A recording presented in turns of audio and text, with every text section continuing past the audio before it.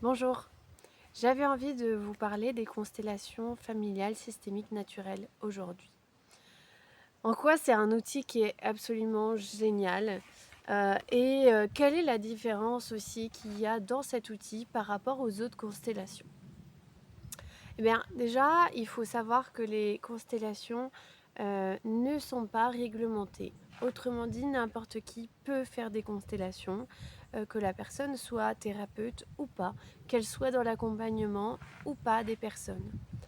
On peut très bien regarder un film, une série comme Le Chemin de l'Olivier aujourd'hui et dire tiens, je vais faire des constellations familiales. On peut lire des bouquins et dire je vais faire des constellations familiales ou on peut faire des formations. Et même dans les formations, il y a énormément de différences. Et j'ai envie de dire, il y en a pour tous les goûts. Les constellations qui, moi, ne me plaisent pas du tout, vont plaire à beaucoup de gens. Et les constellations que moi je pratique vont plaire à beaucoup de gens et pas à d'autres. Alors, j'avais envie de vous parler des constellations que moi je pratique, pas celles que les autres pratiquent.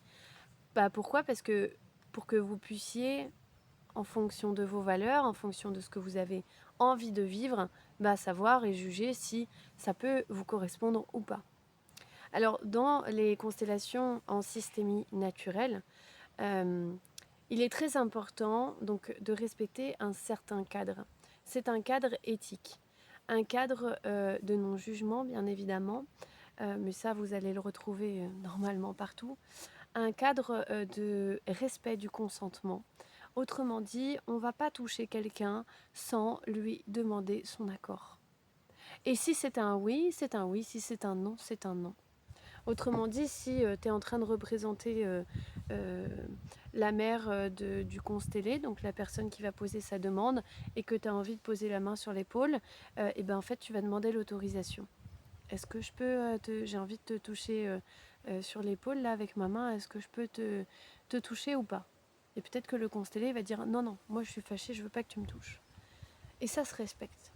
Parce que c'est dans le rôle qu'il y aura ces besoins-là et ça doit être respecté. Euh, le consentement, c'est aussi le fait de pouvoir s'exprimer. Donc bien sûr, c'est important de pouvoir exprimer les émotions. Et ça, je sais qu'il y a des constellations où en fait, même on va pas parler du tout. Et je trouve ça trop dommage parce que pour moi, exprimer les émotions vécues, en fait, témoigner de ce qui se passe dans le corps, permet justement d'évoluer, de transformer le ressenti, de transformer l'émotionnel et d'avancer justement dans la problématique de la personne et dans sa libération. Donc, je trouve ça très très dommage que ça puisse pas être le cas partout. Donc le consentement, il y a aussi un cadre de non-dirigisme de la part du facilitateur. Donc moi, je suis là pour cadrer, pour sécuriser, pour m'assurer qu'il ne va pas y avoir de surinterprétation sur ce qui se vit. Moi, mon rôle, c'est vraiment d'inviter les personnes à être le plus dans le ressenti corporel et le plus dans le témoignage et l'expression de ça, plutôt que dans quelque chose de mental, de délivrance de messages ésotériques, spirituels, etc. J'ai rien contre tout ça, mais là, je trouve que ça n'a pas du tout lieu d'être. Et le processus est juste parfait comme il est. Et il n'y a pas besoin d'aller mettre une vérité qui peut être teintée, influencée par la médiumnité, par l'ego aussi spirituel peut-être de certains participants. Je pense qu'il faut vraiment faire attention à ce genre de choses et à ce qu'on va venir taguer comme réalité sur la vie des autres tout simplement. Donc ça c'est hyper important pour moi de faire attention à ça. Aussi non-dirigisme dans le sens où ce n'est pas le constellé, donc la personne qui va poser sa demande, qui va positionner dans le groupe les représentations, les représentants. Elle ne va pas aller se mettre derrière les épaules des gens et puis les déplacer, etc. Et puis ensuite on fait une analyse de qui se trouve où, etc. Pas du tout. En fin de compte, le constellé, la personne qui pose la demande, va se retrouver au centre de sa constellation. Elle ne va pas être assise à côté de moi sur une chaise pendant qu'elle observe quelqu'un qui la représente, etc. et tout son système. Non, elle va se retrouver au centre de sa constellation et être pleinement engagée dans son processus. Ensuite, autour d'elle, elle aura au préalable choisi, bien sûr en discutant avec moi et avec le groupe, on aura proposé un casting. Donc ça peut être des concepts, des personnes, de la famille, etc. etc. Et c'est très vaste. Ça peut être une émotion, un symptôme, ça peut être même plusieurs problématiques, plusieurs demandes qui sont représentées dans la même constellation. Et donc on va faire représenter des fois jusqu'à 9 représentations, ou 8 selon le groupe.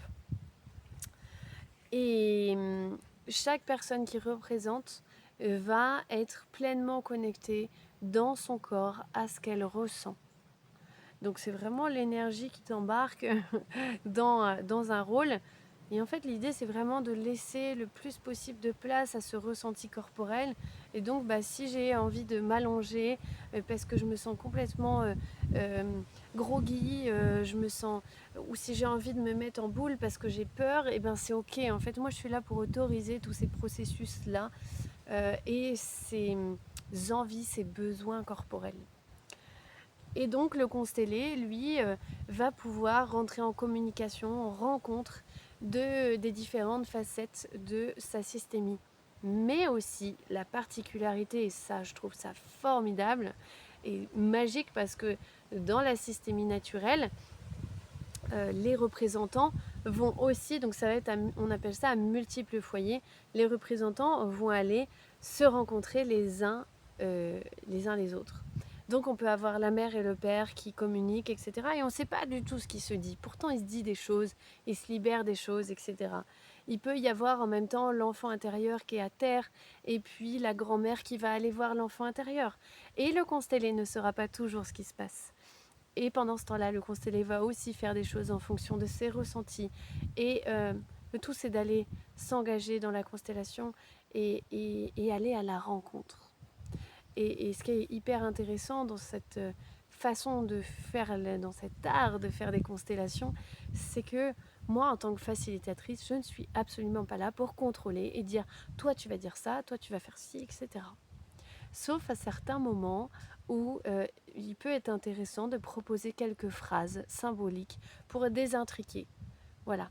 Désintriquer, ça veut dire que quelque part, je me libère des rôles de loyauté envers telle ou telle personne, envers telle ou telle partie de mon système. Ça ne veut pas dire qu'on arrête d'aimer, ça veut dire qu'on se choisit soi, on se libère de ce qui appartient aux autres, de ce qui est de l'ordre du choix des autres. Par exemple, si la lignée avait quelque part transmis quelque chose de l'ordre du devoir ou de il faut trimer pour gagner sa vie, etc., je peux me désintriquer et sortir de ça parce que je suis quelqu'un d'unique. Et ce n'est pas parce que je suis la descendante de ma lignée que je dois faire la même chose qu'eux. Et en fait, ça permet de gagner en liberté tout simplement parce que je reconnais ma lignée et pour autant, je me reconnais moi et je me libère de ce qui ne m'appartient plus, de ce qui ne m'appartient pas. Alors par rapport à la systémie naturelle et les constellations telles que je les pratique, une constellation, elle va durer entre 1h15, 1h30 maximum, des fois un peu moins. Et il va se passer plein de dénouements. Une situation, elle peut être bloquée à un moment donné, et puis ça va se dérouler, ça va se dérouler. Et en même temps, on n'est pas dans le contrôle de ce qui se passe, de ce que le constellé doit vivre, etc. etc. Mais l'idée, c'est pas juste d'aller découvrir les secrets, etc. Perso, je m'en fous.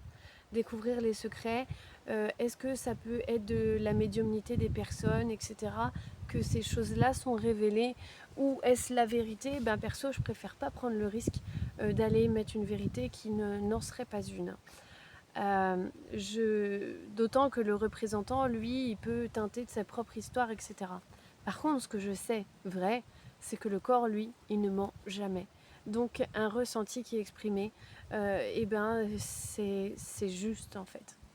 Et finalement, on se rend compte à quel point on peut parler beaucoup alors que le corps, la gestuelle, l'énergie que l'on partage aux autres, finalement, est tellement plus communication.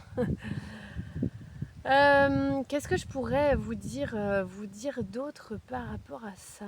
Je réfléchis un petit peu. Oui, alors moi j'essaye de proposer des formats de 2 journées. C'est ce que je préfère. Pourquoi 2 journées? Parce que je travaille avec un groupe de 10 personnes, ce qui permet d'avoir un large panel et suffisamment de personnes pour pouvoir avoir des représentations et que les situations, elles se dénouent beaucoup plus vite. C'est encore plus riche au niveau énergétique, etc. Il y a vraiment une créativité qui peut être. Et sur 2 jours, ça permet à chaque personne de vivre sa propre constellation.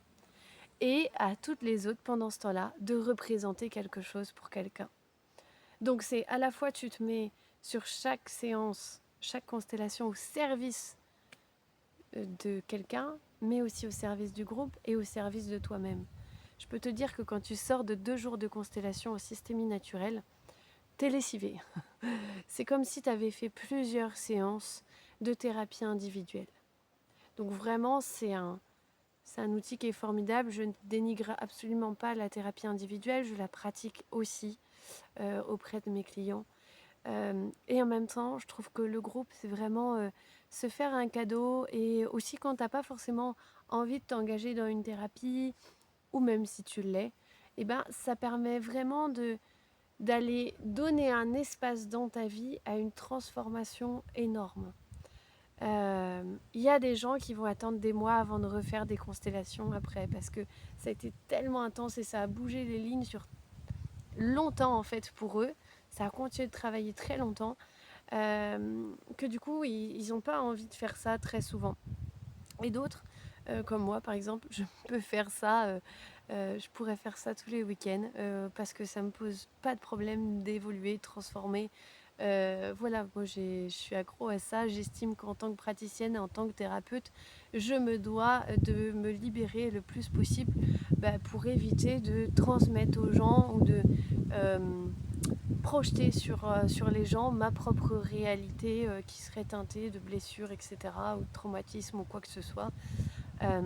Et en fait, j'estime que partout où je suis capable d'aller, alors je peux accompagner les gens. Donc voilà. Je pense que à chacun aussi, et c'est ça le non-dirigisme, à chacun de s'écouter. Moi, je vais pas dire aux gens aussi, ne parlez pas de votre constellation pendant 21 jours, c'est limite interdit. J'ai vu ça. Je trouve ça très dommage parce que comment est-ce qu'on va pouvoir diffuser des outils aussi merveilleux si il faut se taire et quelque part quel risque on a à en parler.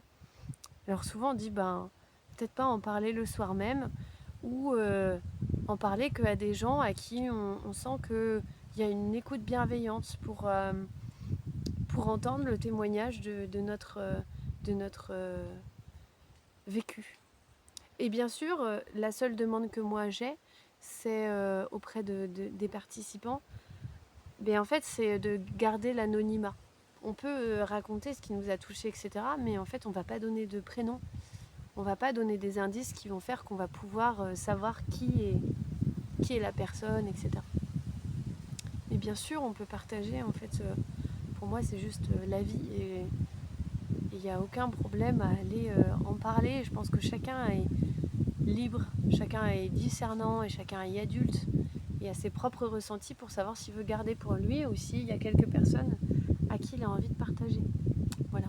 C'est aussi un cadeau de partager ce qu'on a vécu, et surtout après les transformations, parce que on sort de l'atelier, on peut se sentir complètement nouveau, et en même temps pendant des semaines ça continue de bouger et on voit les effets nouveaux. Pour finir, je vais te donner un exemple, mais bientôt je te ferai un témoignage, je vous ferai un témoignage je pense, des dernières constellations et des résultats que j'ai eus sur ma vie. J'y suis allée avec mon mari, on a fait 2 week-ends d'affilée et c'était extraordinaire en termes de vécu. Bien sûr, la sensation de vivre une lessive magistrale, émotionnelle, psychique, etc. Des blocages que je sentais énormes. Moi, je sentais l'histoire du devoir très très forte avec difficulté à me libérer de cette espèce de carcan familial, etc. et de prendre soin de moi. Et difficulté à jouer avec mes enfants. Alors, je suis très très proche de mes enfants, mais le côté connerie et tout ça, le côté jeu d'enfant, ça a toujours été difficile pour moi. Et depuis que je suis rentrée des constellations, je fais la conne tout le temps. Avec mes enfants, je fais des courses de vélo, donc je pique le vélo de mon fils, je joue à la pétanque, je chante avec un concombre dans la main. Voilà, ça m'arrivait des choses comme ça, donc je savais que je l'avais en moi, le fait de faire la faux folle, mettre la musique à fond et tout ça. Mais ça pouvait sortir que par intermittence. Et je sentais que voilà, j'aurais eu besoin, j'aurais eu envie que ça soit plus présent dans ma vie. Et là, depuis, ça s'est carrément développé. Et j'ai eu des idées un peu folles. Et c'est justement ce que j'avais invité dans ma constellation. Il y a une dame qui a représenté Alexandra, folle et créative. Et bien cette Alexandra folle et créative, je l'ai trouvée dans ma vie. Après, j'ai pu avoir des super idées, comme aller, on va tous dans un parc d'attractions. Je l'avais jamais fait avec mes enfants. Et voilà, parce que toujours le sérieux de il faut faire ci, il faut faire ça. Et donc voilà, pour te donner un exemple. Je ne vais pas m'étaler plus là-dessus.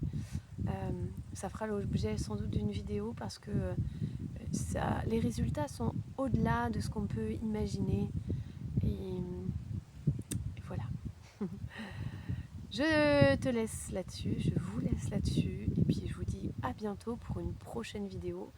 Et si vous avez apprécié mon contenu, n'hésitez pas à partager et puis mettre un petit like sur ma vidéo. Et puis peut-être même en commentaire me donner des sujets que vous aimeriez que je traite, quels qu'ils soient, que ce soit par rapport aux constellations, par rapport aux schémas répétitifs, aux blessures d'enfance, etc. Moi, je me fais toujours un plaisir de communiquer. J'ai énormément de choses à partager. Et j'ai pas encore beaucoup de vidéos sur tous ces sujets-là, mais c'est dans un coin de ma tête. Alors, à bientôt.